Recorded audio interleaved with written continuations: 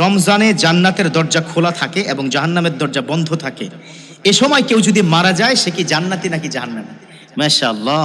আসলে আজকাল আমরা খুব সহজে জান্নাতে যেতে চাই। হুজুর একটু বুদ্ধিশুদ্ধি একটু দিয়ে দেন না, সহজে জান্নাতে যাওয়া যায় কিনা।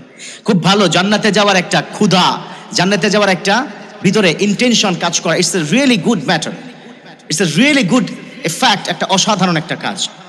তবে রমজানের বিষয়ে জান্নাতের দরজা যে খোলা রাখা হয়, বুখারী মুসলিমের হাদিস আছে, ইদা জাআ রমাদানা ফুতিহাত আবওয়াবুল জান্নাহ গুল্লিকাত আবওয়াবু জাহান্নাম ওয়া সুলসিলাতিশ শায়াতিন।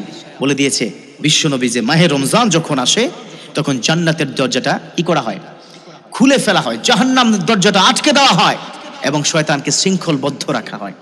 তখন তো জান্নাত খোলা। আমার কাছে মনে হয় এই কারণে এই প্রশ্নটা করেছে, জান্নাতের দরজা তো খোলা, জাহান্নাম তো আটকানো, জাহান্নামে যাবে কি করে? একটা কথা বলি, জান্নাত জাহান্নাম এখনকার বিষয় নয়। In the day of judgement, Allah যখন বিচার কার্য করবে তার আগে জান্নাত জাহান্নামে যাওয়ার কোনো সুযোগ নাই। আপনার মৃত্যু হয়ে গেল একজন মানুষের, the second period of life, that is কবর। তার দ্বিতীয় স্তরটা কিন্তু কবর। পৃথিবীতে 70 বছর বেঁচে আছে, বাকি যত হাজার বছর হোক বা শত বছর হোক তার কবরের মধ্যে কাটাতে হবে।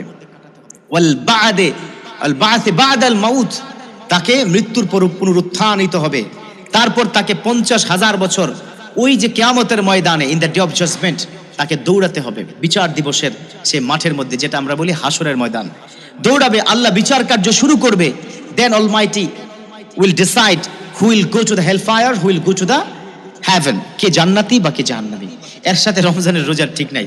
তবে যেহেতু হাদিস আছে, যে ব্যক্তি মাহে রমজানে মৃত্যুবরণ করলো, মান মাতা ফি মাহে রমাদান, মান মাতা ফি শাহরি রমাদান দাখালাল্লাহু ফিল জান্নাহ, আল্লাহ পাক তাকে জান্নাত দান করবে যে এই রমজান মাসে ইন্তেকাল করলো। এটা সহিহ হাদিস, অসুবিধা নাই।